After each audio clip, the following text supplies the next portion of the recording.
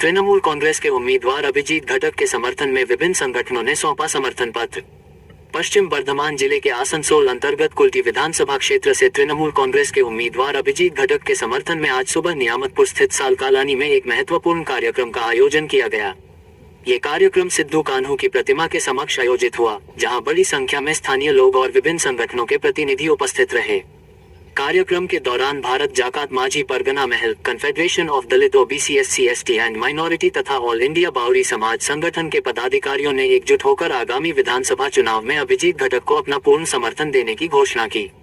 इस अवसर पर इन संगठनों की ओर से औपचारिक रूप से एक समर्थन पत्र भी उन्हें सौंपा गया।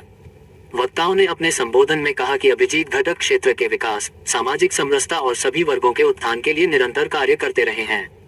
इसी कारण विभिन्न सामाजिक संगठनों ने उन्हें समर्थन देने का निर्णय लिया है।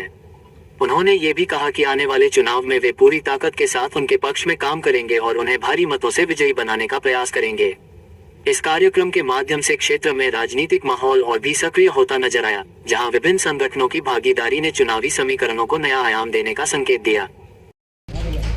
Bharat जाकात Majhi Pargana Mahal, confederation of Dalit OBC minorities and Adivasi organisation एवं अखिल भारतीय समस्त बाउरी समाज संगठन आज के तीनटे संगठन कुल्टी विधानसभाয় तृणमूल कांग्रेसের প্রার্থীকে সমর্থন করার জন্য তারা সমর্থনপত্র আমার হাতে তুলে দিয়েছেন।